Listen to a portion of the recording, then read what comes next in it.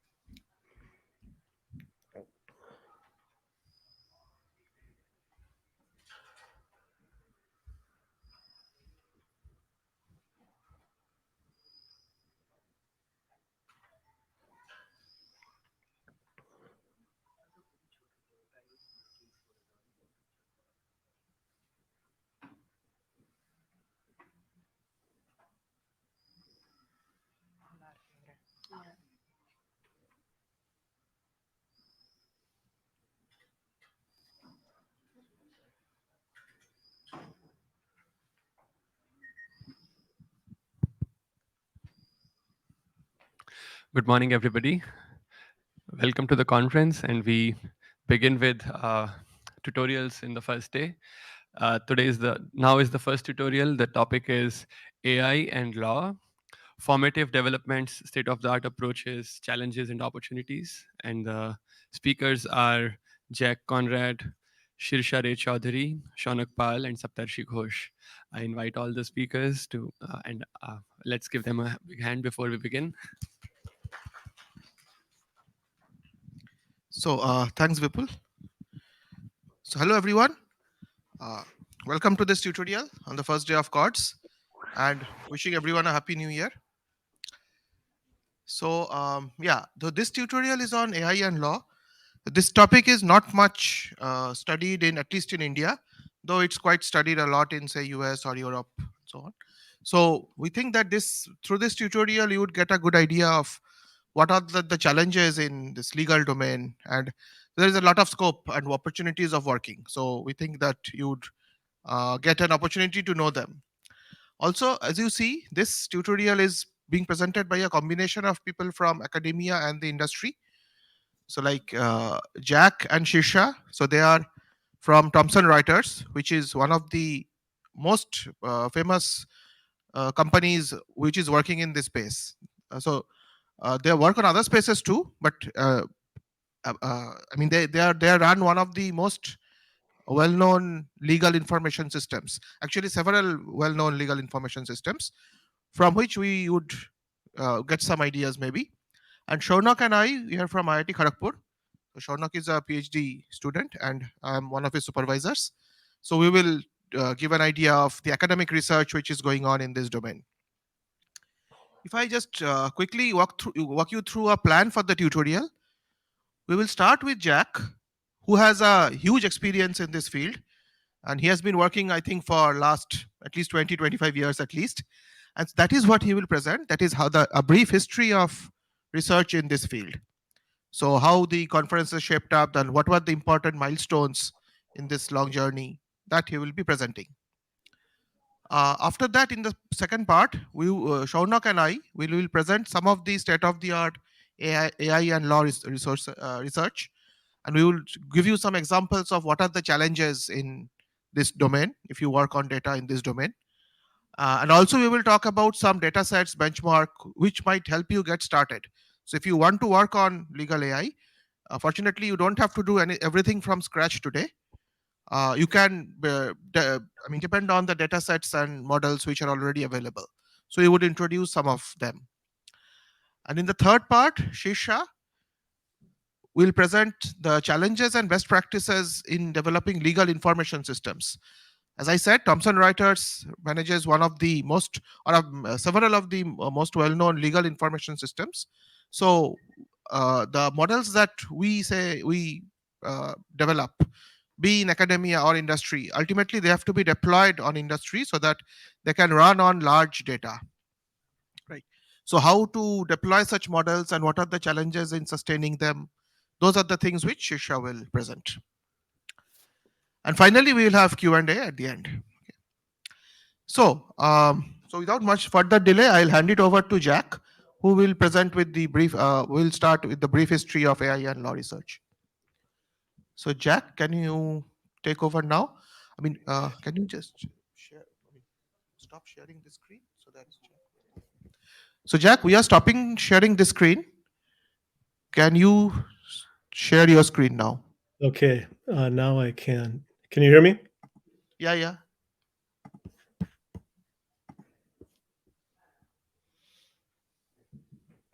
And can you see my slides? Yes, yes, we can. So it's Wonderful. over to you, Jack. Thanks. Okay, perfect. Thank you. Thank you, Saptarshi. And thanks to the organizers for giving us the opportunity to share this tutorial. My only regret is that I'm not able to be there in person with Saptarshi and Shonak and Shirsha this morning. So I will be with you in spirit. Uh, so um, we're all familiar with the hype that has surrounded artificial intelligence for the last many years, and the field of artificial intelligence is no exception. But um, this morning, we're going to have the opportunity to see just how far back artificial intelligence and law endeavors have taken place, and it'll give us the opportunity to learn and to appreciate that long trajectory.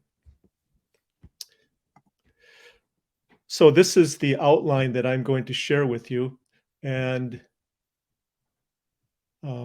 okay, so I have two audiences in mind. One audience is those who are new to the community and are attending a session like this for the first time. And the other are those that may have been involved with the AI and law community in some capacity for a while, but may not be totally aware of the roots of the field, the community, and where it may be heading.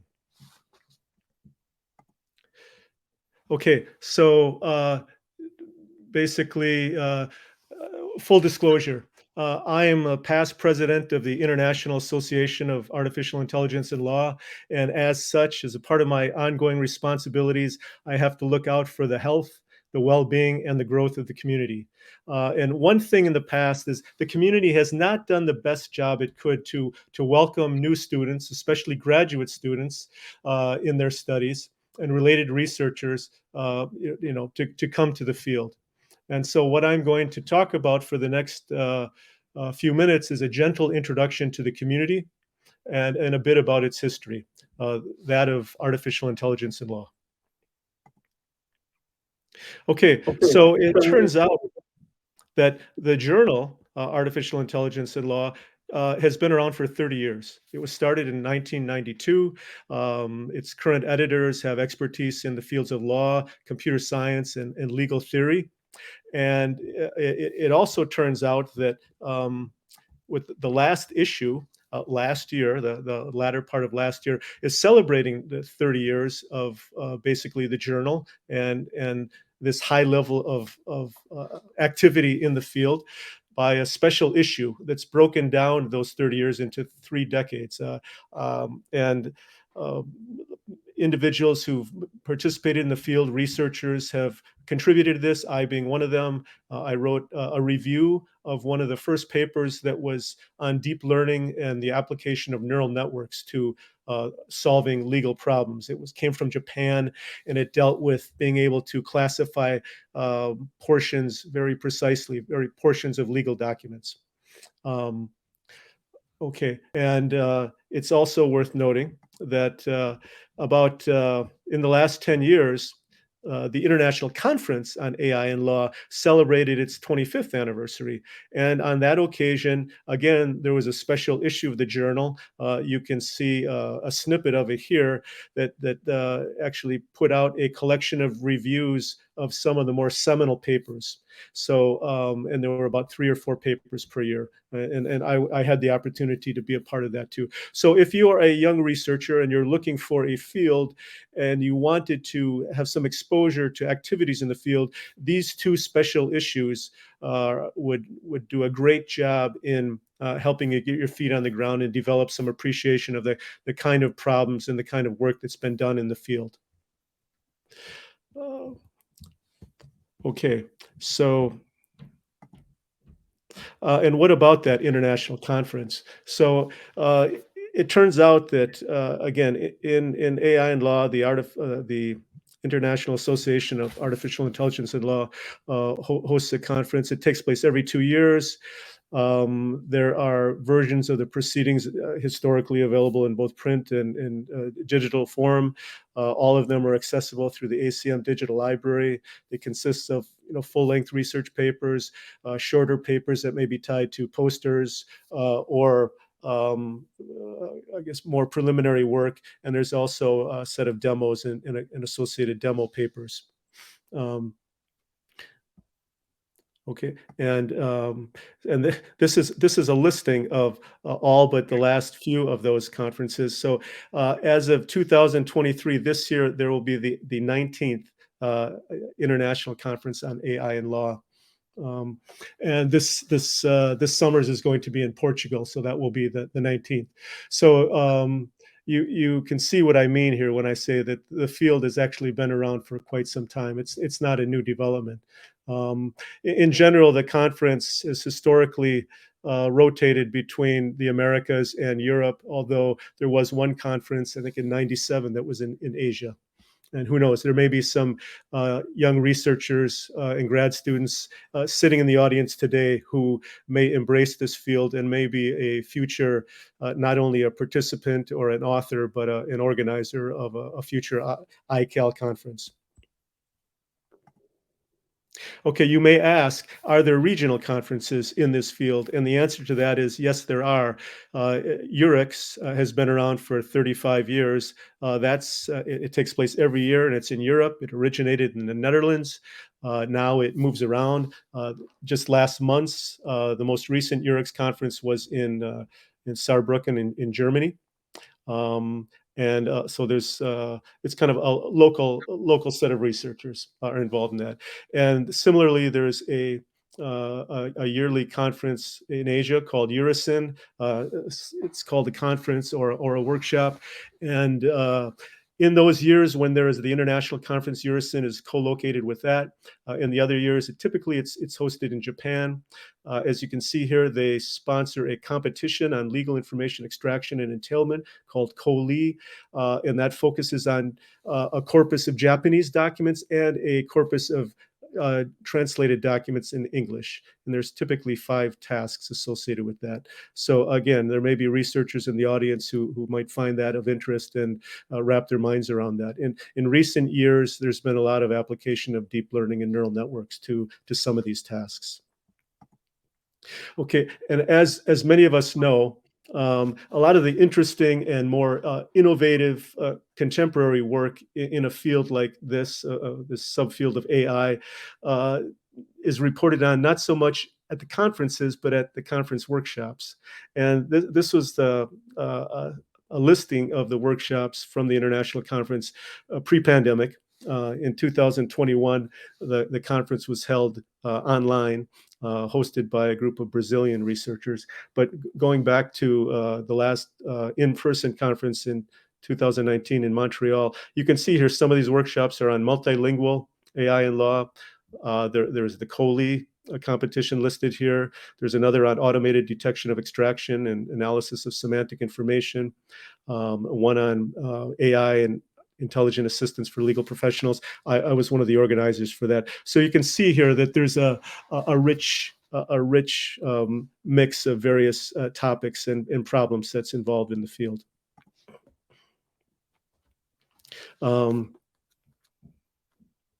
Okay, and now you may ask yourself, what organization hosts the international conference? And it is IAAIL, or the International Association for Artificial Intelligence and Law. And you can see a snapshot of their website here. It's announcing that the next conference will be in Portugal. There's often a set of call for papers here. So it's basically contains a rich mixture of current and historical information about the community and its activities. Okay, so you may ask about the demographics of the community. And I have this slide kind of demonstrates it's sort of like a 3-legged stool, with the 3 legs being represented by academia, industry, and government institutes and foundations. So, and it's no secret that in the field of AI and law, historically, there's been a lot more participation from academia than the other sectors. And here I could have listed numerous other universities. These are universities I've listed that tend to have an AI and law department, if you will, or at least an endowed chair, which is often the case in the Netherlands. And in industry, you see a number of legal publishers here. I'm from Thomson Reuters, Walters Kluwer is another, and LexisNexis is another. And then as far as the government goes, there's a number of, the National Science Foundation and the National Institute for Standards and Technology from the US. There are others here from Germany, from France, from Italy, from the Netherlands, and from the EU. When I shared the slides, somebody asked me about some of the participants. And so this is another kind of demographic slide here of the components of the AI and law. And it really is a mix of law, artificial intelligence, computer science, and legal theory or philosophy and logic. And it turns out that we have a number of people in the community who have both a law degree and are actively involved in a computer science department. And you see those represented in the orange on the left side. I've had to update, given the limited space, those that I've listed in AI and computer science with a half dozen or so who are actively engaged in applying deep learning and neural networks to some of the problems in the space today. It's a rich community, and it's been increasingly active given the resurgence of neural networks being applied to problem spaces today. Okay, so before I complete this portion of my talk, I wanted to say that it's worth talking about one prominent luminary associated with the field. And I'm wondering how many of you may be familiar with Richard Susskind. So in the early days of the International Conference, he was a researcher and an author who reported on his research in expert systems and jurisprudential analysis. That was in the 80s. In the 90s, he was the program chair of the conference when it was at Oxford. Since then, in 2003, he gave an invited talk on how AI will transform the field of law. And in 2017, he gave a talk on which he called a manifesto for AI in the law. And you can see here some of the books that he's published, about one each decade, most recently in 2019 on the online courts and the future of justice. But to say he's a visionary would be an understatement. He's been an advisor to the Lord Chief Justice in the UK, and currently he's an AI and law consultant. One other thing, I'm gonna go through this next one very briefly, but just to go to the other end of the spectrum. This was an early work in the field. Actually, 50 years ago this year, it was reported on in the Harvard Law Review by a researcher named Thorne McCartney, who still comes to the conferences, and he still periodically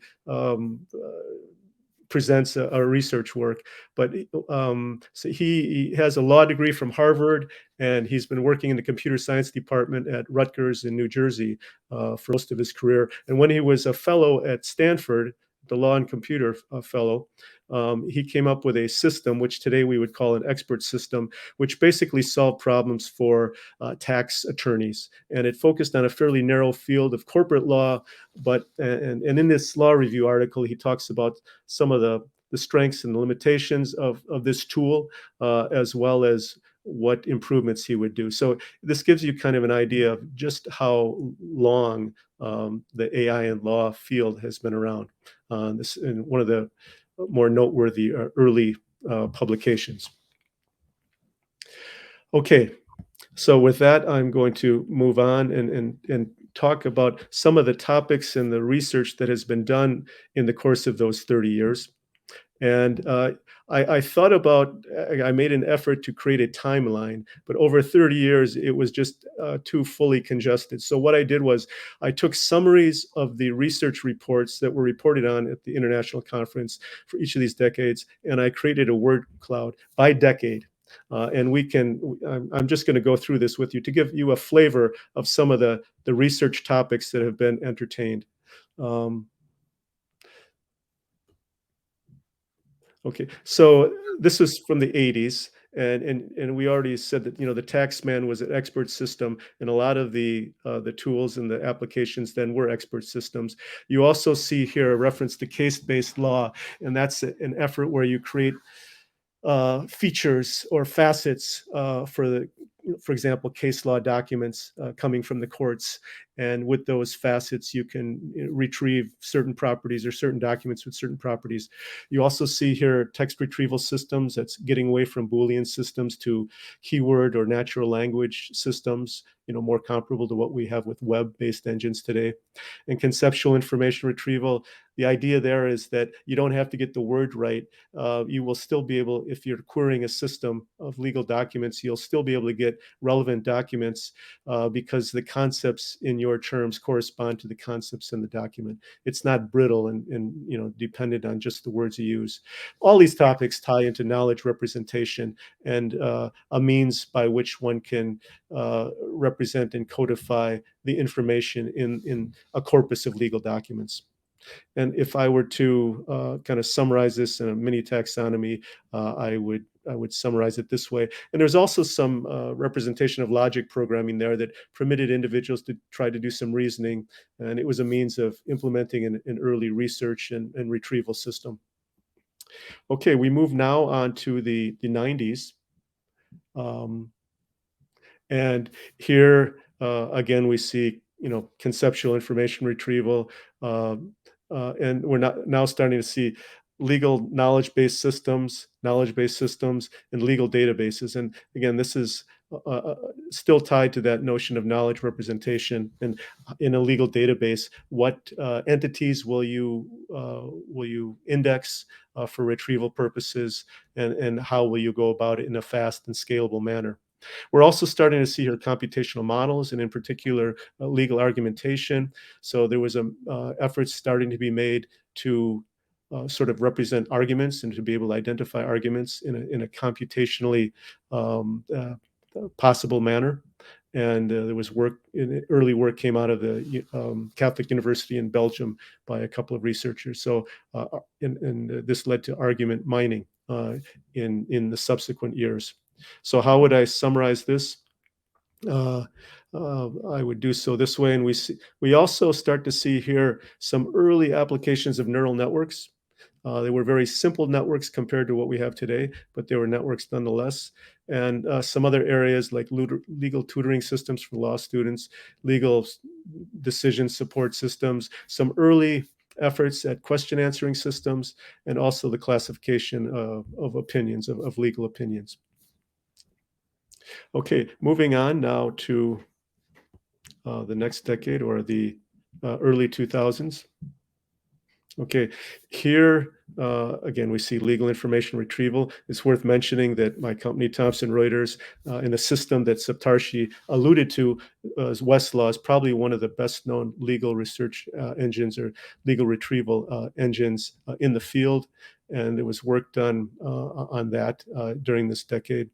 We also see text mining to be able to extract important properties from documents for retrieval and classification applications. E-discovery, electronic discovery, that refers to if, for example, you're given access to a defendant's email, if there was some fraudulent activity or illegal activity, and to do searching on that to look for evidence of ill will. The Enron case is an example of that, where they had a huge corpus of corporate email that they were able to investigate. And again, we see argumentation mining, a carry on from the early argumentation modeling work from the prior decade. To summarize, we also see some efforts at automatic summarization of long legal documents. Saptarshi is going to talk a little bit about that problem. We're starting to see online dispute resolution systems, machine learning, obviously in the 2000s, and analytics, argument mining, and computational law and transactional law, which is referring to, for example, being able to execute a contract through computational means, or analyzing the aspects of contracts to be able to do that computationally. Okay, and moving on to the 2010s. Here, front and center, we see machine learning. We're starting to see more specific neural networks like recurrent neural networks, reasoning, Bayesian reasoning, and others, contract language for the purposes of contract analysis. And at the forefront of everything we do in the field of AI and law is, of course, evaluation. I mean, and that persists, that carries through, but it's particularly important, and it's raised its head in the last decade. Okay, and so, and this is how I would summarize some of the problem areas, the research areas that we see in the 2010s. And again, some more sophisticated efforts at question answering, legal knowledge acquisition. And a lot of these we saw in the previous slide. Okay, so after this kind of high-level overview, one would have to ask, what has been the impact of the community on the field of AI and law? And how successful has it been? And when I talk about the community, I'm talking about the community, under the auspices of the International Association of AI and Law. Well, we've seen it's hosted conferences and associated workshops. It's been publishing proceedings from those forums. There's an AI and Law journal. But in candor, one would have to say that the results were mixed. The international conference and its workshops have showcased commercial successes and startups and luminaries like WIN was, which stands for Westlaw is Natural, was the first natural language version of the Westlaw search engine. Lex Machina, which was a Stanford startup, initially provided analysis of intellectual property documents. Now a part of LexisNexis.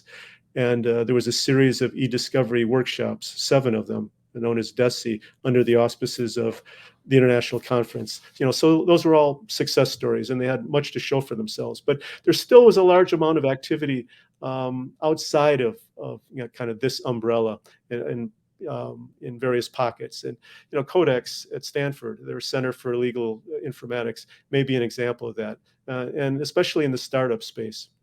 So this brings us to the topic that no overview of the field of AI and law would be complete without at least a brief examination of what's taken place in the startup space. And so that's what we're going to do next. So this is a pre-pandemic graph of the quantity of legal startups by continent in 2 different forms. So legal tech basically is working with existing business models and existing use cases and problems and trying to address them in a more cost-effective and speedier and efficient manner. The law side is more like law firms coming up with do-it-yourself solutions that may be a little more disruptive and not sticking with existing business models or use cases. And we can see that there's a lot more activity in the legal tech side here, in particular in North America and Europe, but there's still quite a bit of activity even in Asia. And there's a number of Indian startup companies that are counted in that 237.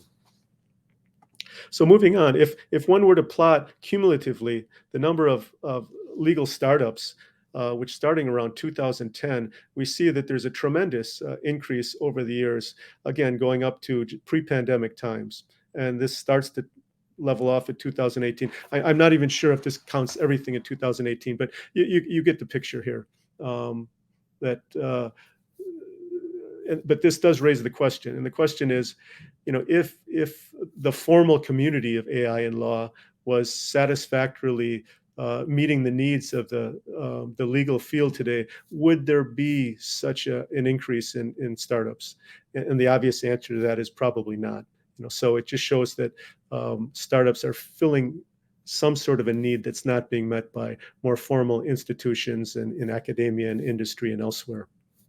And so this, brings me to just my summary slide in this field, which is that legal startups, they appear to be filling gaps in ongoing research, which are not, being addressed by more formal research activities in the community. They tend to be narrowly focused, either in areas like, for example, here the distribution of legal motions in the treatment of a course of litigation. That may be one problem that a particular application is trying to address. Startups tend to focus initially on a single jurisdiction. Like in the US, they may focus on California, where there's a lot of attorneys and law firms and legal needs and legal problems, or a specific legal practice area like intellectual property, figuring that if they can be successful in this localized area, then they can expand, on a per need basis. So, but basically, they make their decisions on the next areas to pursue, based on the probability of getting additional funding, if they haven't gone public yet. But there's clear trade-offs here between whether they want to expand their coverage to other jurisdictions versus whether they want to continue to focus on what they have and make their systems more accurate, more cost effective, or faster, the value of the results. Okay, so at this point, I'm going to just very briefly kind of summarize where we've come from and where we are today. So as with AI as a whole, AI in law has had very high expectations in the early days for the possibilities of what their systems could do. And often they hit sort of a brick wall and confronted with challenges of scale and speed and other type of technical issues. But they tended to focus on knowledge representation, as we saw from some of the summaries, formal computational models of reasoning based on argumentation and inference. They also emphasize legal interpretation, decision making, and a lot of these models were developed with heavy activity from domain experts. Some of the early systems were rule-based, like Taxman, and the applications often focused on a fairly narrow subdomain, like trademark infringement, something very, very focused. By contrast, today, given the large corpora we have, in the U.S., at Westlaw, our database of legal cases at the appellate level and above are over 10 million. It's more like 12 million. So we're able to harness large and ever-growing databases, and so this has brought a fundamental change to how we analyze, the legal space. It's now more empirical and corpora-based. The models are statistical in nature, leveraging semantic relationships, citation relationships, time-based relationships. And with these data-centric techniques, we're able to basically apply new algorithmic approaches to the legal problems. Continues to leverage natural language processing, data mining, machine learning, and in particular, more and more today, deep learning and neural networks are making inroads and major contributions. Okay, so I'm going to start winding down now. All right. And so for the last part of my talk, I'm actually going to talk about where we are today and some future trends. And I only have a few more slides. So recent trends in impacting AI in law. I alluded to the growing presence of deep learning and neural approaches to the legal space. And here, these are some generic, transformer-based applications. BERT, as you may know, was a new language model or a new language representation model. It was designed to pre-train deep bidirectional representations from unlabeled text. It can be fine-tuned with a single output layer. And this BERT basically language model has created state-of-the-art models for a wide range of tasks, such as question answering, machine translation, classification, summarization. DistilBERT, as its name suggests, is basically faster, cheaper, more efficient. And you can see that in the metrics on the bottom line there. And Roberta was based on the observation that the BERT model was significantly undertrained. And so by putting under the microscope a lot of the hyperparameters, they were able to more judiciously train their language model. And as you can see here on the bottom, it obtained state-of-the-art results for some major collections. Okay. So all of these language models that I just referred to are actually general models. They were for general applications, not in the legal domain.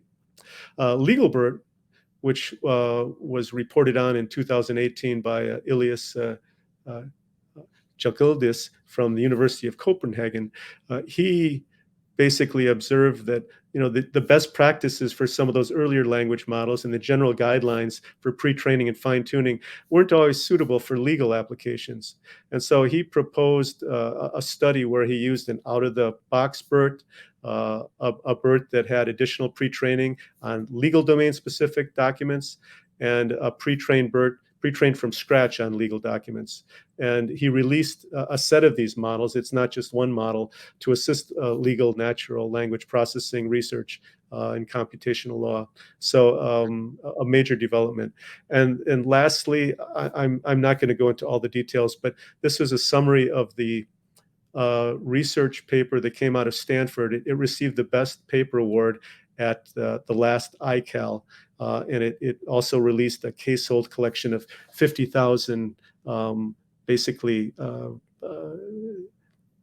legal determinations. It was sort of a question-answer set with correct answers and false answers that were made available to legal researchers. But basically, they observed that it was unclear when researchers should rely on domain-specific pre-training or generic pre-training. And they really dug into this. They used 3 data sets, and it was a very empirical and very well-done work. And they showed that legal domain pre-training with custom vocabulary can outperform BERT with its pre-training on a general corpus.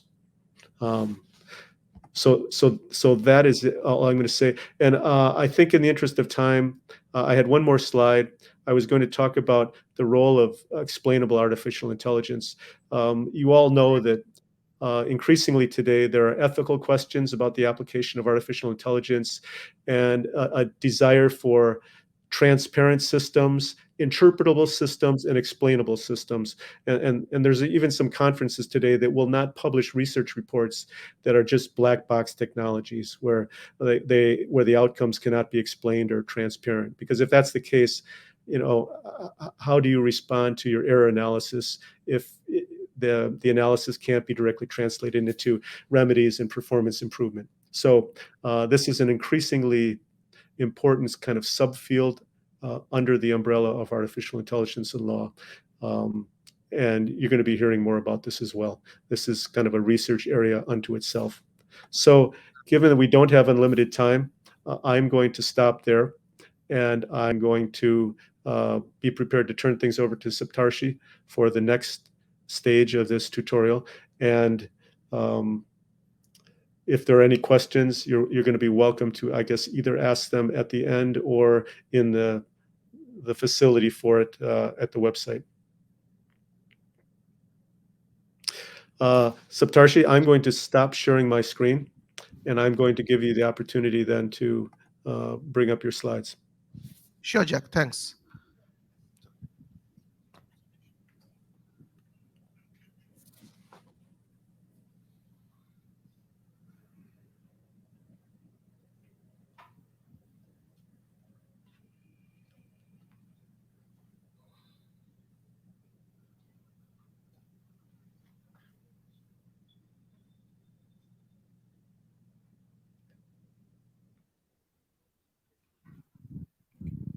Yeah, so hello everyone. So thanks, Jack. So now we are done with part 1, and I'll start part 2. So I am Saptarshi Ghosh. I'm an assistant professor at IIT Kharagpur. So I would just like to get an idea. It's great to see so many faces. How many of you have done a course on say natural language processing or machine learning? Okay, great. Okay, thanks. Okay, so it's good to know that you are more familiar with, say, NLP or ML, but let's see now how or what are the challenges in applying these techniques to the legal field or the legal text. So I must say that our tutorial is AI and law. Now, of course, natural language processing or machine learning is just one type of AI, but in the interest of time, that is what we will cover in this tutorial. We are mainly focused on, say, natural language processing or information retrieval, those kind of techniques, which work on text. Of course, other kinds of AI techniques can also be used on legal data. We are not considering those in this tutorial. Okay, so let's start this part two. So just to give you some idea of a legal system and what is the followed in India. So there are two broad types of legal systems: civil law and common law.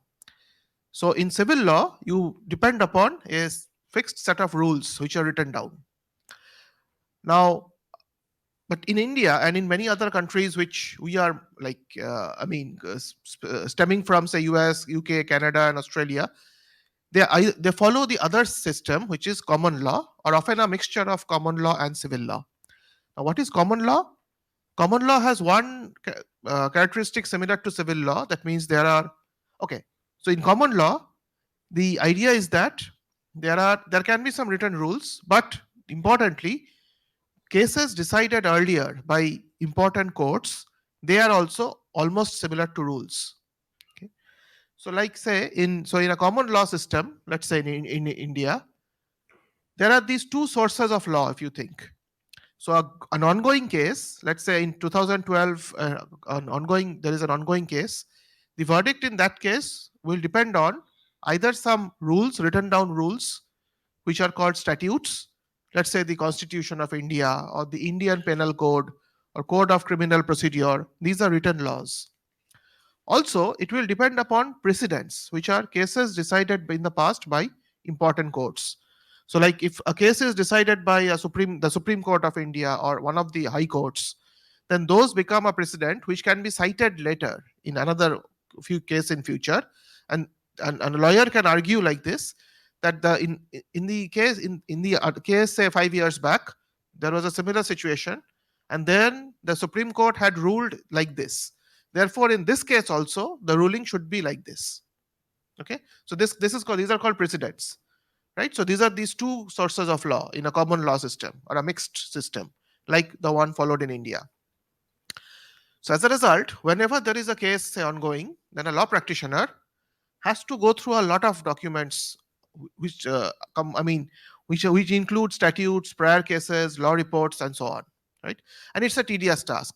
So nowadays, lot of data are available. There are a lot of prior cases. Therefore, for a person or a law practitioner to go through all this data and make sense of it manually is becoming impossible. So that is the motivation of applying AI to make these tasks easier. Now, there are many types of legal documents which a law practitioner has to consult. Statutes, then FIRs. When we go to a police station, the first report that something illegal has happened, maybe that's an FIR. Then again, when a case is going on in a court, there are lots of intermediate orders, and all. There is a final order, which after the case is over, the final judgment, case judgment, is written down and put up on the web. Also, there are contracts, MOUs, patents, and many more. Now, in this tutorial, we are only going to focus on these two, like statutes and case judgments, because most of the research, has been on these because these are kind of publicly available. So, at least in India and in many other countries of the world, statutes are public, and case judgments also are publicly put up by the courts. It's a rule of the Supreme Court that courts in India have to put up their proceedings or the case judgments publicly. So since there is a lot of data available, a lot of research has been going on in these two, on these two types of documents. Of course, there are other research. Say, for example, Thomson Reuters has its own system of, which works on contracts. But as you understand, contracts are not so public because there are lots of copyright issues and privacy issues and so on. So the other types of documents that you see might not be as public as, say, statutes and case judgments. Okay, so let me give you some idea of these two types of documents, statutes and case judgments. So if you see, what I'm showing you here is say two well-known acts or statutes in the Indian judiciary. One is the Constitution of India, and that is the Indian Penal Code. So if you see from knowledge, I mean from general knowledge, Constitution of India was drafted in 1950, but the Indian Penal Code actually was drafted during the British rule, right? So it's in 1860, the Indian Penal Code. Of course, there have been amendments and all, but the original Indian Penal Code was drafted as early as 1860. Now, if you see an act, so this is technically called an act, that's divided into parts. Parts are divided into chapters. Chapters are divided into topics, and so on. This is for the Constitution. Of course, for smaller acts, like the Indian Penal Code is a smaller act, directly we can have acts divided into chapters. But ultimately, at the lower level, lowest level of these trees are these sections. So these sections are the ones which are actually telling what the rule is. If you see in this particular example, section 302, this again from common knowledge, section 302 is defines what is the punishment for murder. So this is the section which defines that if a person commits a murder, then there can be death penalty or imprisonment for life, and also fine. Right. So there are lots of such sections. There are thousands of such sections which actually define what the law is in case of a crime. Of course, what is a crime, that is also defined. Like what is murder? Say murder versus accidental death versus death due to negligence. All these are, so suppose if a driver has slept off during driving and some passenger has been killed, that driver won't be charged with murder. They would be charged with say, negligence of duty which led to a death.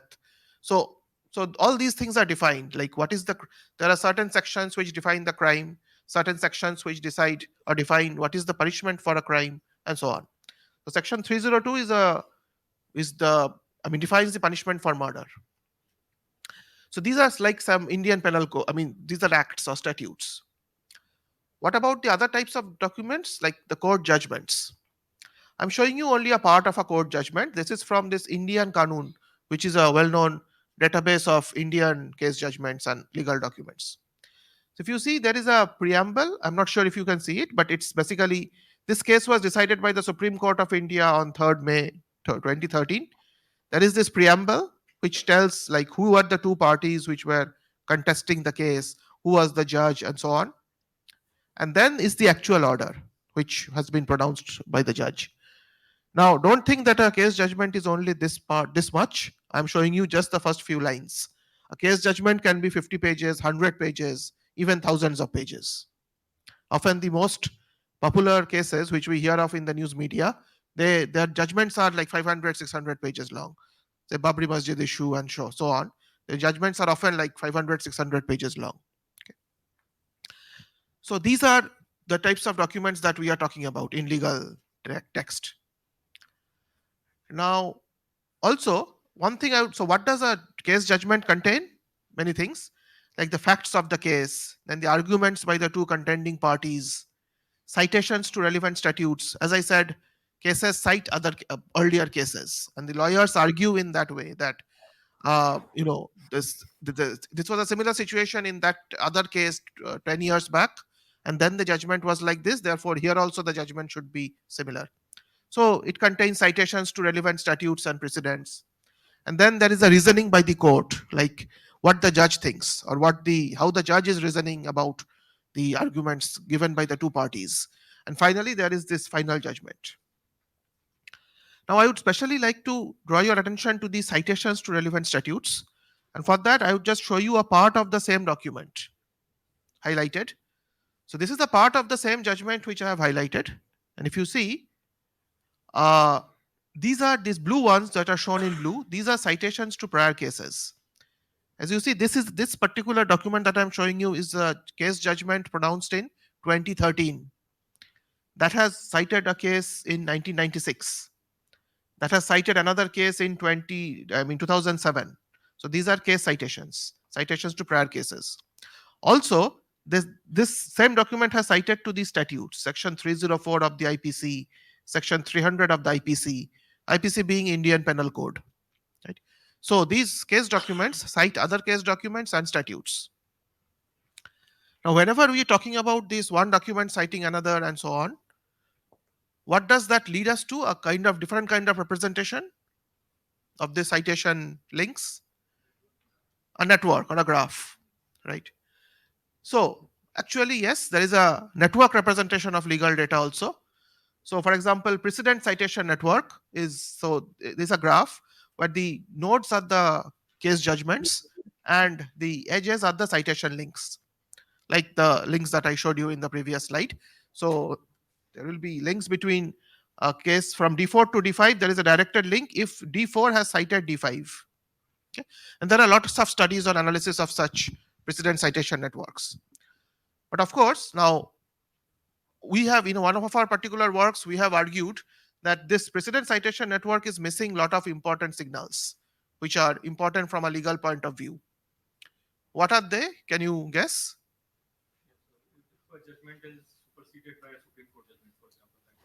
Okay. True. That is true. That, yeah, I mean, one judgment can be superseded by another. Okay. Apart from that, like, okay, that's a good point. Till now, no, because that will, what you are talking about is a kind of a temporal graph, maybe, where some nodes can be superseded by another.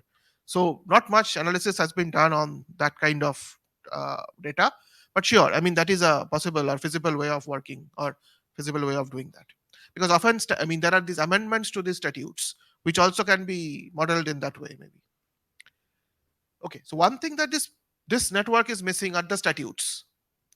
These are only about the case judgments. If I bring in, so that is what we have argued in one of our works. So this is important, missing important signals. Now, if we bring in statutes in this network, the network will become quite complex. From this, it will come to something like this. So this is a complex heterogeneous network where now the nodes are of different types. Like we have these case judgments as earlier, but now we also have these statutes, topics, chapters, parts, sections, and so on. Also, there are now different kinds of links. Like say documents link to each other, fine. But documents also link to statutes or cite statutes. Statutes also link to each other. Additionally, there are these hierarchy among the statutes and so on. Right. So this is a like a heterogeneous network, which is much more complex than the simple homogeneous PC net as you see. So we have done some work on this and we have actually shown. So we have called this higher SPC net. So yeah, hierarchical statute plus precedent citation network. And we have actually shown that this kind of a network, though it looks complex, this actually can help in certain legal tasks, like understanding the similarity between legal documents. Let's say if you want to design a recommendation system between legal cases, suppose someone is, I mean, a lawyer is reading a case, you'd like to refer, I mean, you'd like to recommend some similar cases to that person. For this, I mean, this kind, we have used this kind of networks and shown that this is, I mean, this gives a better results than say the simple PC net, because this also takes into account the signals that say very simply two documents, two judgments, if they both refer to section 302, that means they are, both of them are about murder possibly, and therefore they are kind of similar. So this is the simplest kind of similarity. There are of course more complex ways. Okay, so again, in the interest of time, I'm not going to go into details of any methods and all, but the paper links are there, so you can refer to them if you want the more details.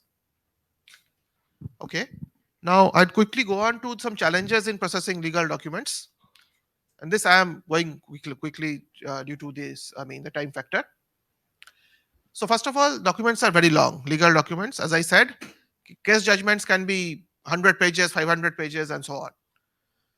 And most NLP techniques are designed keeping in mind, say, news articles and other things. Often legal documents are much larger than any of these other documents. Also, they are written in like quite complex text. They have lengthy and complex sentences, frequent use of abbreviations, and so on. To the extent that even understanding where a sentence ends is a challenge. Actually, there has been a paper on just that, sentence boundary detection. So you might think that what kind of sentence are you talking about, that it's even a challenge to know where the sentence ends. Just to demonstrate this, let me show you one sentence. This. First of all, the sentence contains 71 words. I mean, how many sentences do we write containing 71 words? Not many. Also, look at this, what we have. So there are so many stops. Which stop is actually ending the sentence? For a machine, for an NLP engine, it's not so easy to understand which stop is actually ending the sentence. Okay. So legal text, like this is the issue, one of the issues. I mean, it's complex and there are lots of abbreviations and non-standard abbreviations. Like some of these are standard, say versus. Okay. But then this ANR, LTD is also fairly standard. But say MMR Khan, ANR, these are non-standard. It's very difficult to develop a comprehensive, ontology or something like that to say that what are the different abbreviations possible. So these are challenges. I mean, very simple things become difficult with legal text. Also, as a result, maybe many standard NER systems or many standard NLP systems don't work well on legal text. I'm showing you an example of named entity recognition, which is a standard NLP task. If you see, so we tried out with Stanford NER and Spacey NER, which are arguably the two most like popular or easily usable NERs. So, see, Life Insurance Corporation of India actually the Stanford NER splits it into and splits it and says life is a person, insurance corporation is an organization, and India is a location. But while dealing with this kind of text, we don't want that. We want the whole thing to be understood as a organization, maybe. Okay. Also, if you this I'm not sure if you are able to see, but actually, if you see here, this is an example using the visual representation of Spacey NER. Uh, some of the things are correctly identified, but interestingly, so there is this name here, Indian name, Gulabai Desai, and it's correctly identified as a person.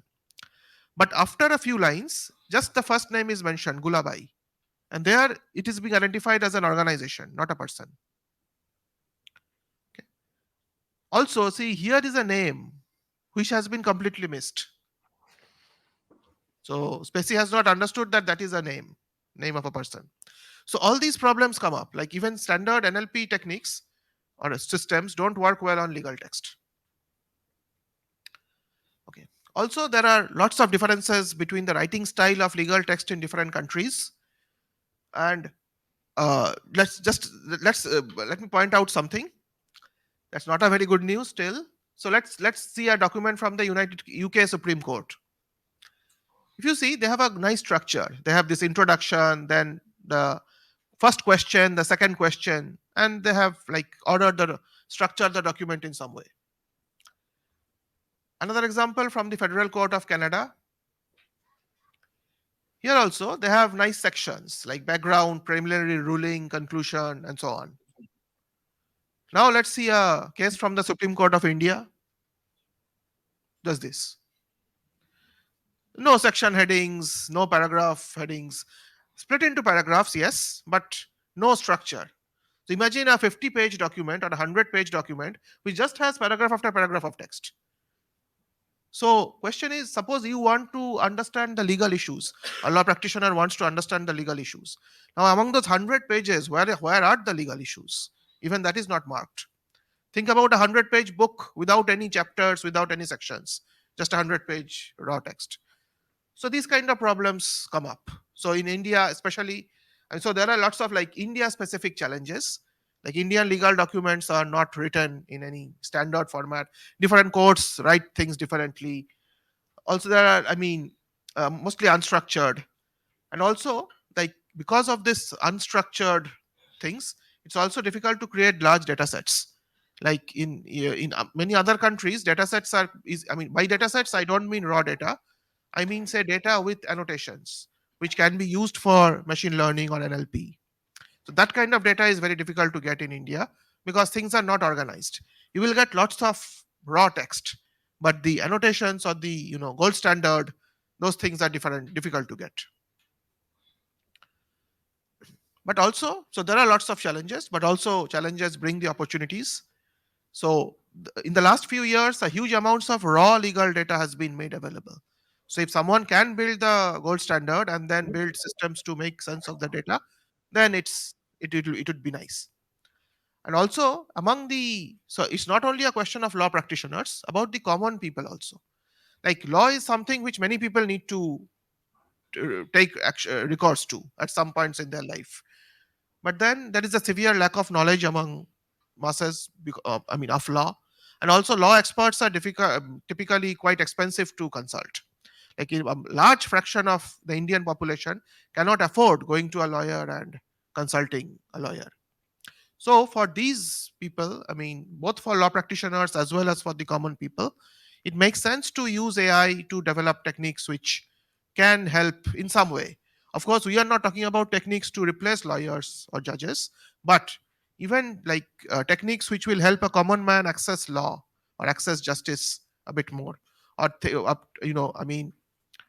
systems which will help law practitioners also make better sense of the large data. Those are very much in demand, and that is also what leads to many startups, which Jack was mentioning. Right. So there are lots of opportunities also. Okay. I'm short of time, but let's just focus on a couple of research problems. I'll just very quickly pass through. So actually, there are lots of research problems which we cannot cover um, here. I'm just mentioning only a few. And let's talk. We'll talk about a few here. It's a summarization of case judgments and legal judgment prediction and legal statute identification. So, case judgment summarization, let me quickly talk about. I think the motivation is clear.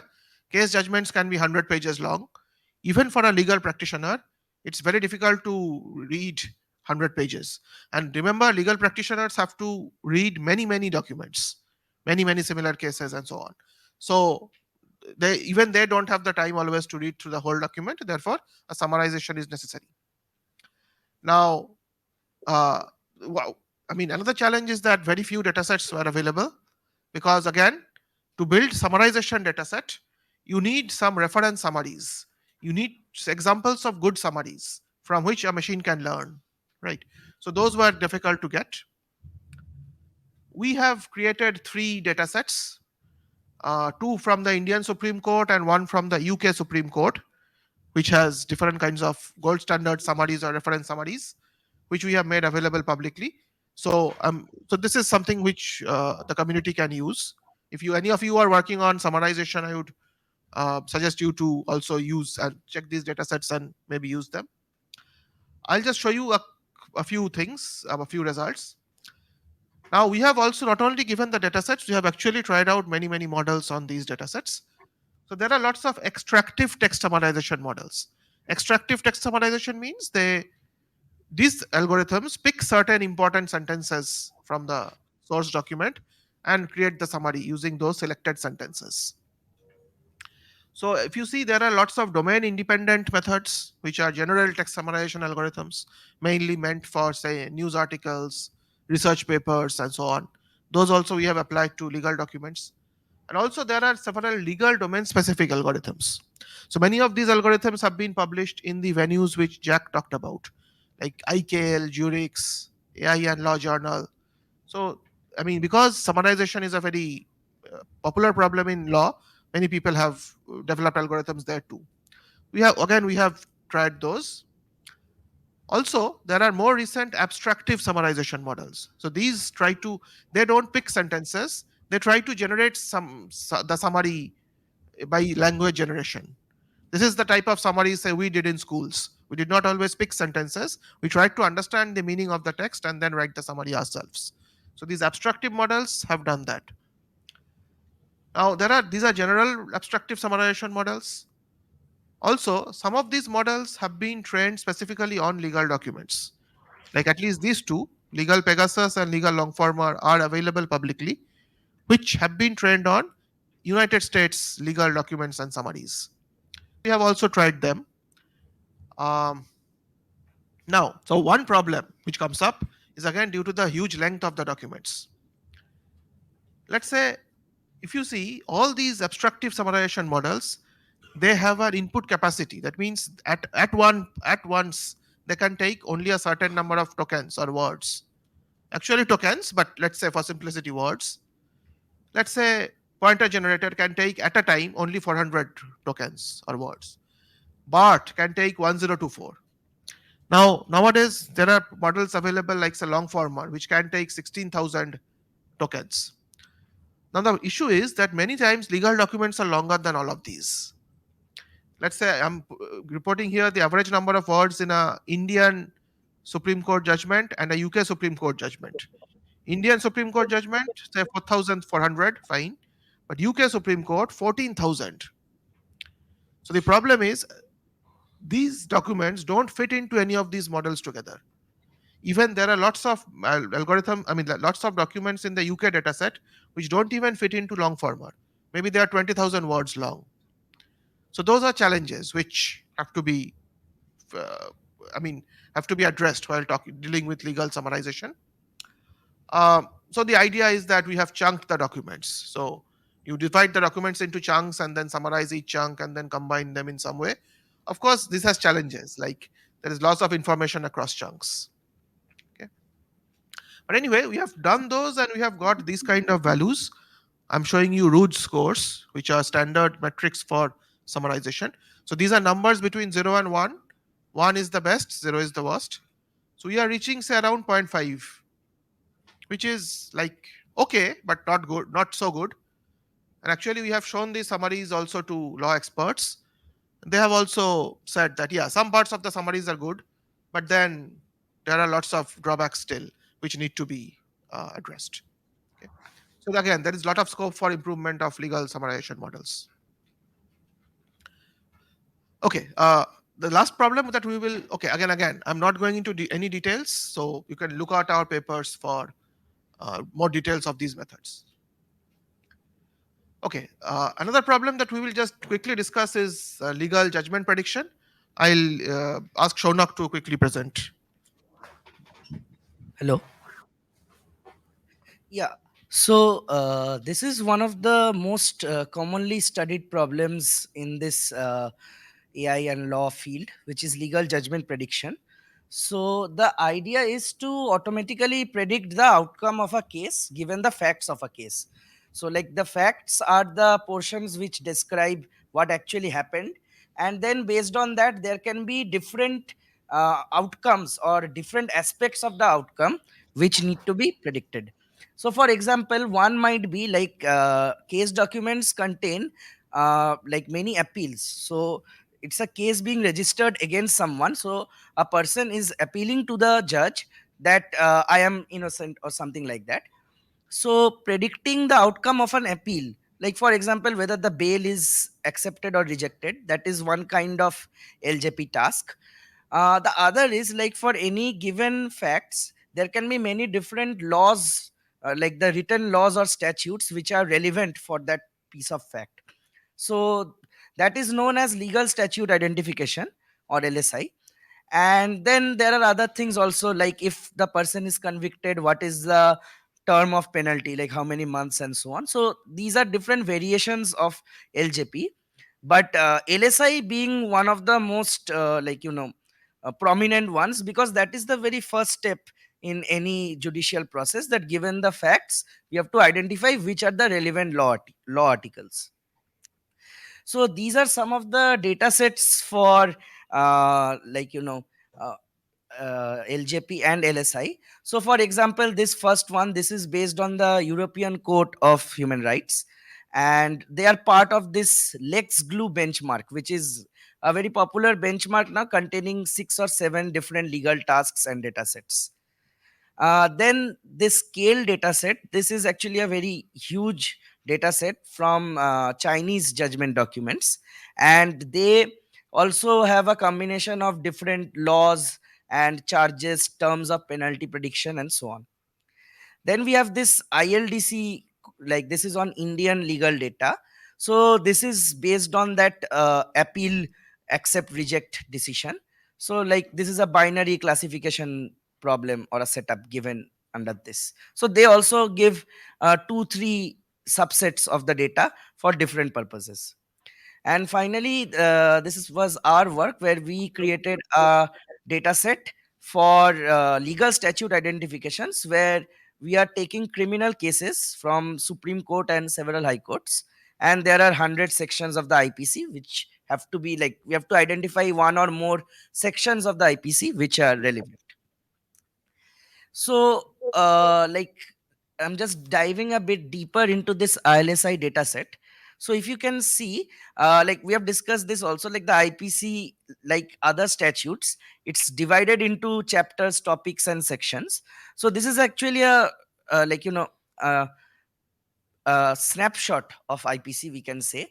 So, for example, we have this chapter of like the offenses which affect the human body. So, among them, some are related to life. So, 299, section 299, it's about homicide, 307, attempt to murder, and some where the murder has not taken place, but somebody has been hurt, and so on. So, these are based on that. Then there are these which are offenses against property, and so on.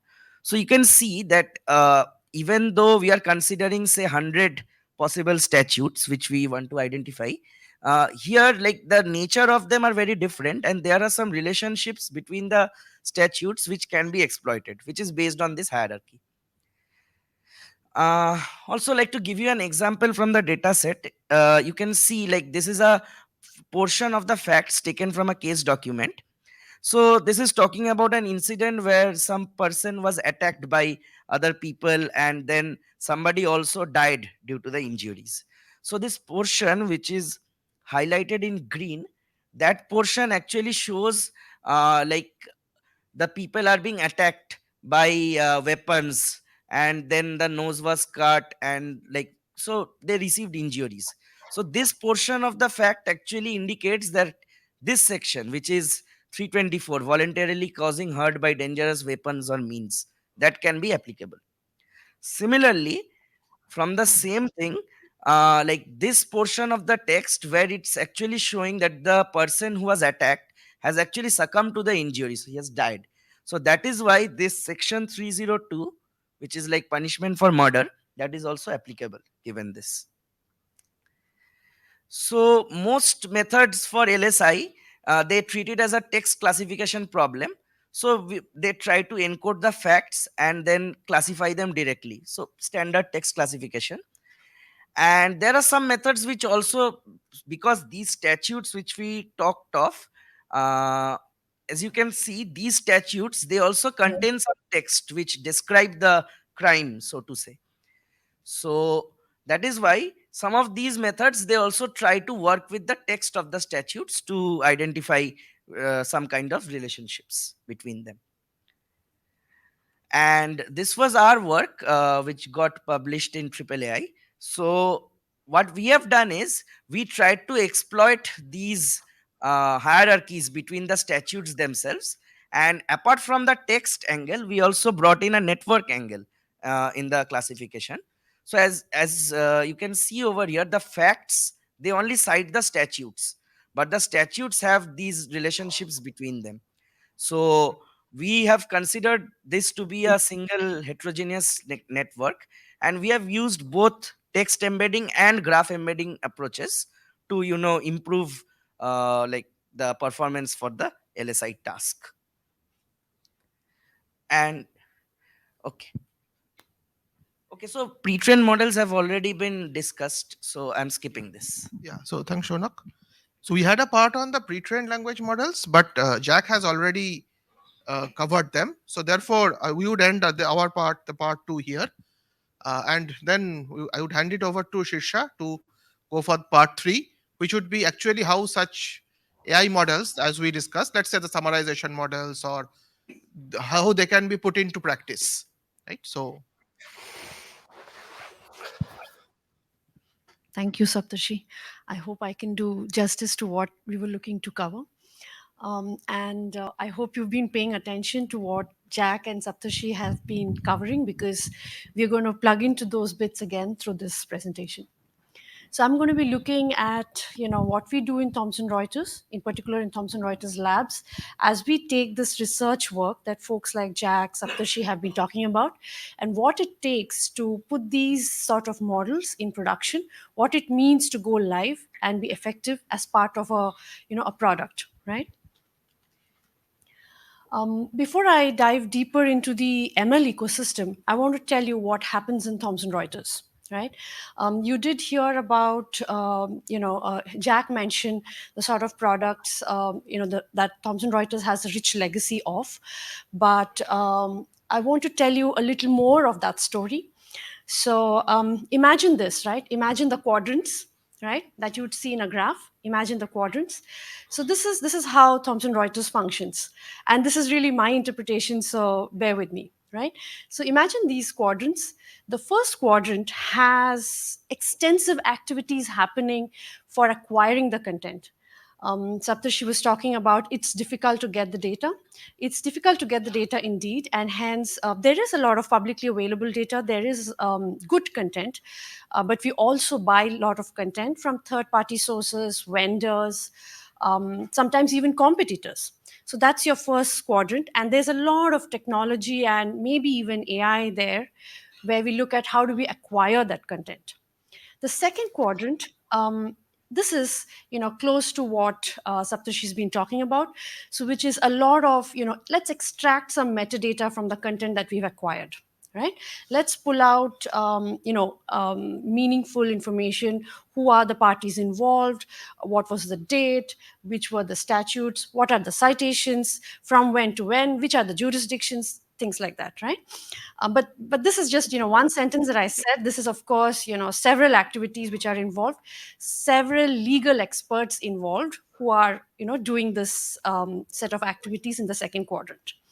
Now we've extracted all this metadata. Now comes the third quadrant. The third quadrant consists of really elaborate IT ecosystem, which is layers and layers of your how do we store this data that we've acquired. Yes, you've used a lot of AI, a lot of computation to enrich the content itself or extract out of it. Now we need to store it and link it, right? He was talking about the graph involved. So how do we meaningfully store it such that our products are able to quickly get at it, right? So we'll need to look at how do we store this so that we are able to meaningfully serve the product suite that Thomson Reuters is building and selling, right? So hence our fourth quadrant is about those products, and which then consume from that IT ecosystem we created. The IT ecosystem which is filled by the metadata that is extracted and metadata that is extracted from the content that is acquired. You with me still? I want to, maybe deep dive further into this second quadrant, which was a lot of the metadata extraction techniques that Saptarshi, Shaunak, and even Jack was referring to, right? So what happens typically in Thomson Reuters is there are huge numbers of legal experts, attorneys, and sometimes even vendor-driven activities where content comes in, and there are rules probably which are applied, or perhaps their expertise, years of expertise, and their knowledge base, which is used to pull out those let's say labels, citations, statutes, etc. Right. So this is that activity which happens, and this has been happening over years, right? So there's a lot of elaborate workflow there, and this is across geographies, across different kinds of content, different sources, and so all of this there's a lot of editorial workflow involved. And I was talking to this colleague of mine who's in Google. Apparently, they have similar editorial workflows, which is for website, web page content. But in our case, if you see, the challenges are quite different, right? Saptashi was talking about it's really it's really English, but it's not the common man English, right? It needs legal understanding to be able to really interpret what this is referring to and pull out relevant information. So therefore, the legal expertise is very much is what differentiates our flows from a Google of the world, right? So this is our ecosystem. And so you can imagine the kind of tooling, the editorial tooling which is needed for us to be able to do this. uh, this over the years has been manual in nature largely, but in the last few years we've started to apply AI based techniques to a lot of this editorial workflow, right? And there are success stories, there are lessons learned from applying AI here, and what worked and what didn't. Let's see how much of that we can go through. um, you're familiar with this. This is your typical ML life cycle. All of you do this. You said you're students of ML, so I'm sure you need to get at that data set. You need to work on that model. You need to be able to do this. Let me overlay this into what happens in TR, right? So going back to that editorial workflow. So let's say there were pool of editors who were looking at case judgments that came in, and they're trying to look at let's say classify them. They're pulling out citations, they're pulling out dates, they're pulling out quotes, right? So and we want to automate this flow, right? So if you want to automate this flow, you'll need to look at going back in time. What is that data set that we want to use? Fortunately for us, compared to Saptarshi, I think we are really lucky that we have a rich pool of data, right? Over the years, this has been happening. So we really need to identify the duration of time that we want to go back in and pull that data set out for, let's say, training our models. The model itself, of course, I mean, there are so many, so much to it. But of course, we have research scientists who work and who identify what makes sense for us here. But then that itself has certain constraints, and I'll come back to that, right? Once we've sort of trained the model and we are confident this looks good, the accuracy is the best that we could do here, so we go back to our subject matter experts, which means our legal editors. We go back to them, we go back to the business team saying, look, for this editorial workflow, for this data that we were looking to create, we've applied models, and these are the sort of accuracies we're getting.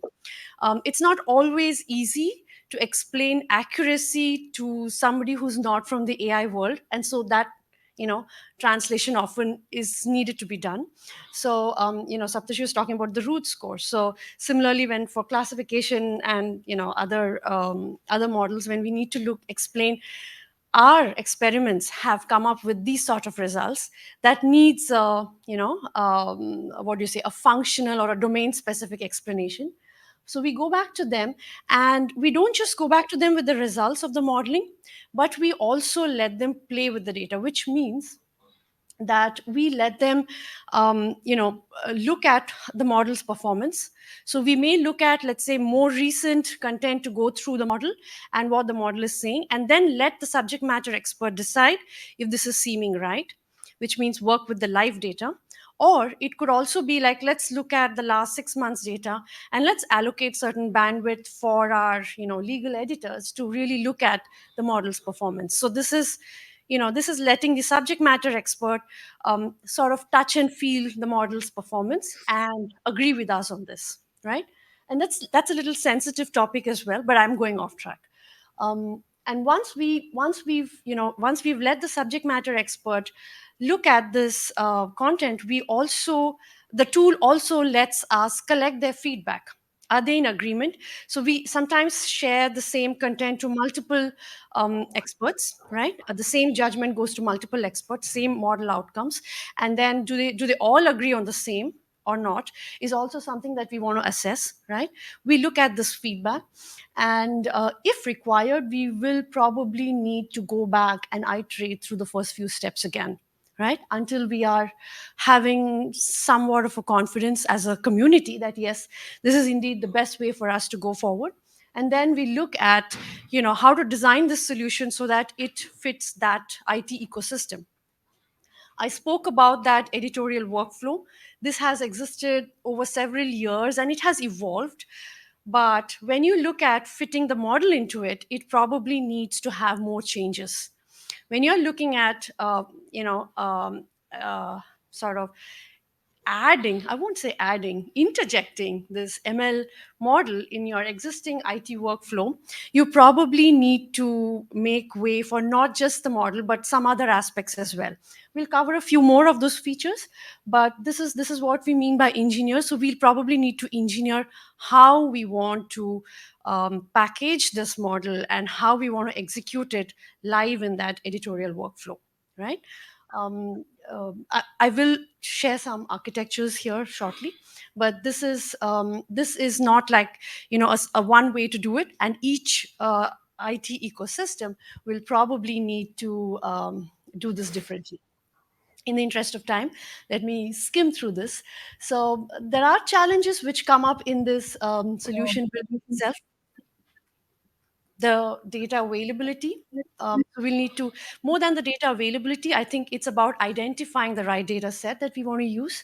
The SME availability, we spoke about, working with those experts and getting their buy-in, that we indeed have the finalized solution. So the SME availability, that identify the impacted ecosystem and what it means for, each of those systems to do this right. I have a saying that, to get this ML solution right, sometimes just like how it takes a village to raise a child, right?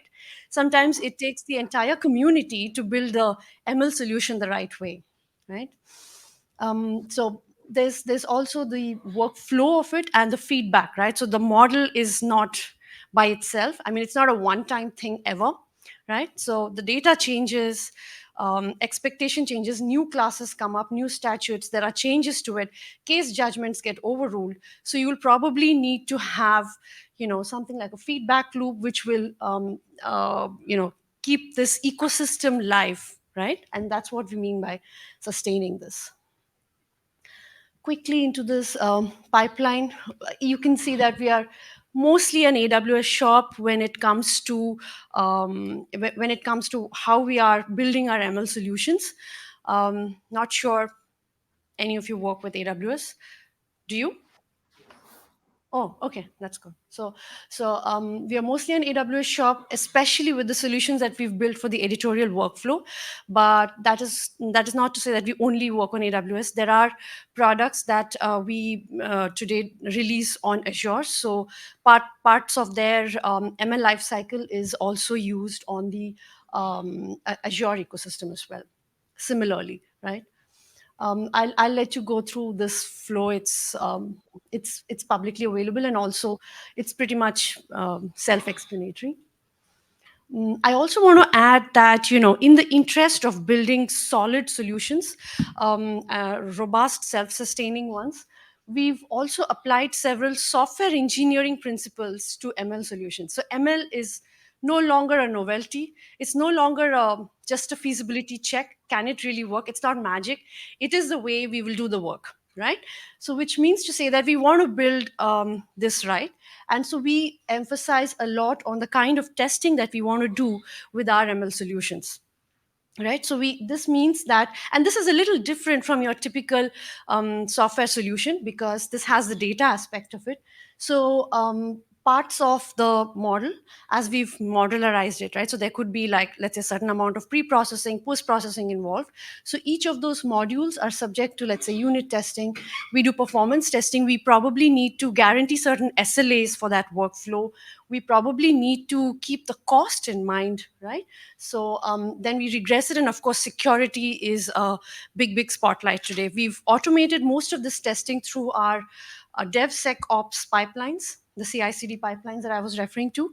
And each time we release a version of the model, that could be because, let's say, that we need to improve our model, or it could be with new versions of our dependencies, or it could be with bugs that we've encountered. So each time we run through these tests so that we are able to guarantee, and we also keep adding to these tests, right? So this is usual for a software solution, but we've brought in similar concepts to ML just because this space definitely needs that level of standardization.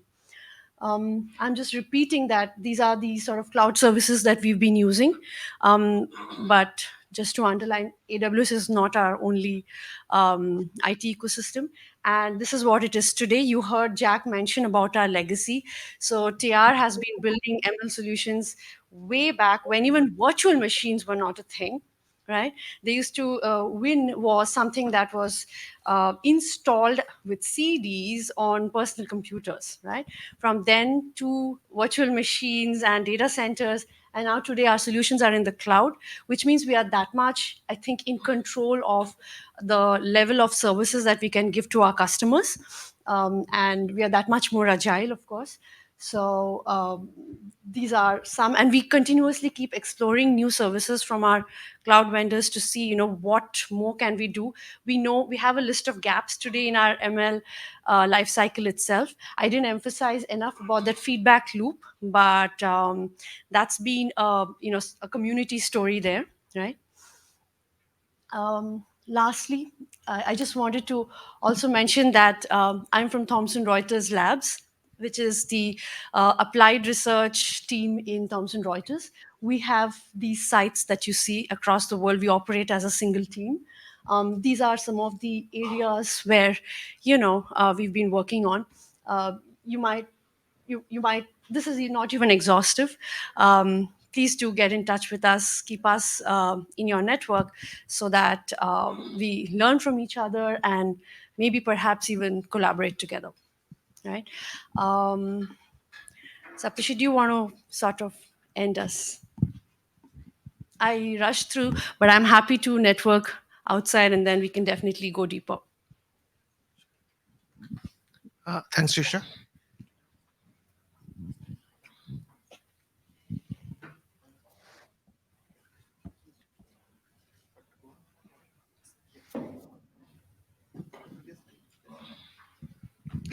Okay, so thanks, Trisha. So yeah, we are now ending the tutorial. So all the data sets or models or papers that we discussed in this tutorial, we are putting them up on this GitHub page. So if you can refer, if you want more details and all, then you can refer to this page.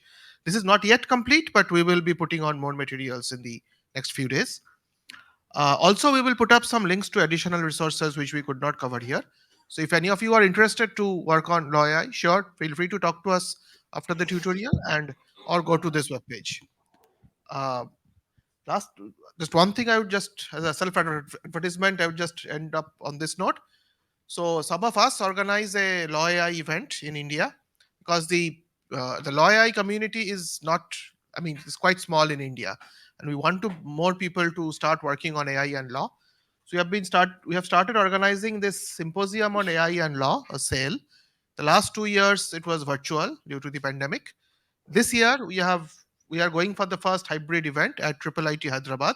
That will be February 24th to 26th. So, I mean, if any of you are interested, it would be great if you come there also. Also, there will be opportunities for virtual presentation, I mean, virtual participation. And finally, a larger version of this tutorial will delivered at the ECIR conference that is in April. So there are more collaborators along with us who would participate in that tutorial.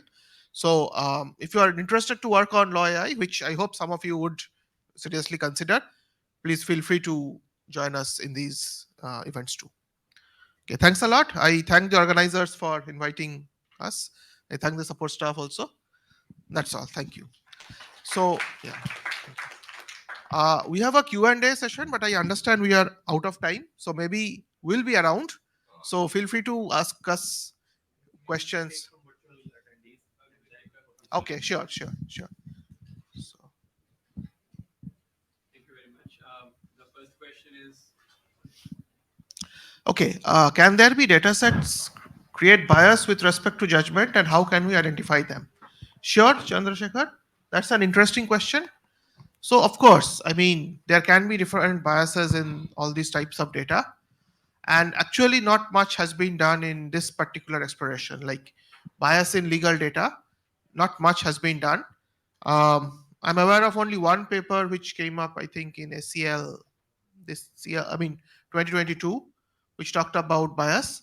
Sure. I mean, so of course, there. I mean, the way the data sets are created can bring in bias, and so that, I mean, needs to be uh, explored. But not much has been done in this domain.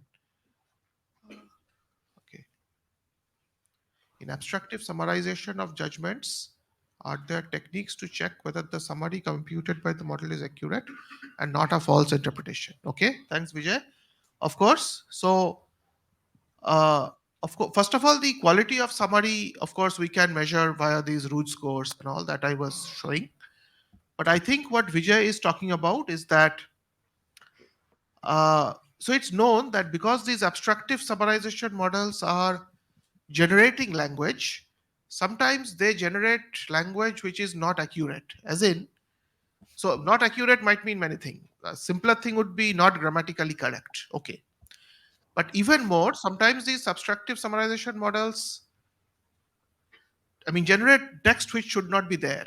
And that happens. So, for example, as I said, some of these models that we tried out, say legal Pegasus, that has been trained on US judgments and summaries.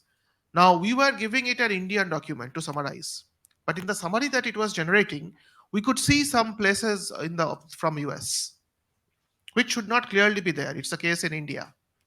So technically, this problem that abstractive models sometimes generate language which should not be there in this context, this is technically called hallucination.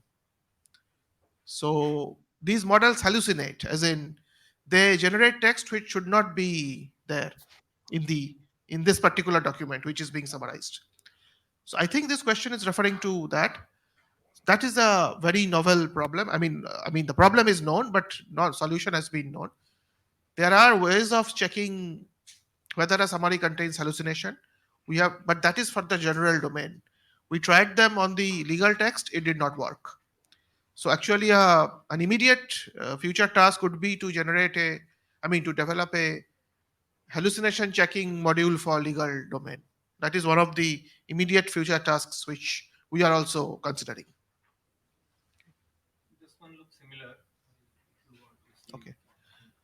Don't you think the legal documents must be scanned without text summarization as application of data summarization might remove important details that may lead to misjudgment in some cases? Okay, ICTA, okay, sure. Okay, so I think that depends on the application. That means if, say, suppose someone is doing this legal judgment prediction, then no one possibly uses summarization. They use the full document. But then if it is a person who has to go through 100 documents, then maybe going through 100 full documents is not possible. So they would like a summary. So it's just like when we do our research, sometimes we cannot go through all papers in full. We just read the abstract and decide whether we want to go into depth, go in depth into the paper or not. So summaries also have their applications, and going through the full document also has their applications. So I think it depends on the context which is more appropriate. But I agree. Summarization is might miss some important details, of course. Okay, how much law judgments are delivered in Indian languages? Are you tackling them? Yes. Biplav, that's a very interesting question. Again, this is another of the immediate future works. Till now, even in India, most legal judgments are pronounced in English. But that is, and most legal text is also generated in English. But that is an issue. That means, recently the government has also publicly voiced this opinion that legal text should be available in other Indian languages also, because not actually a very small fraction of the Indian population can understand English to that level. So that is an issue. So some work has been going on in translation of legal documents, but not much has been done yet. So definitely, going forward, one of the big goals for the lawyer community in India at least would be to start legal processing in Indian languages. Of course, that will bring in lots of other challenges, but that is something that the lawyer AI community in India should consider in the coming couple of years. Okay, so I think yes.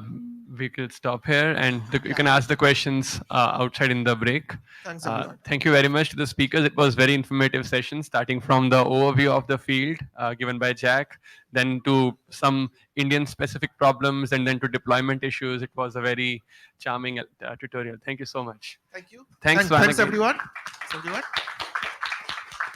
So yeah, all of us would be here, and If you are looking for some job prospects, then you can talk to Shisha also. That's an added benefit. So feel free to talk to us after the tutorial.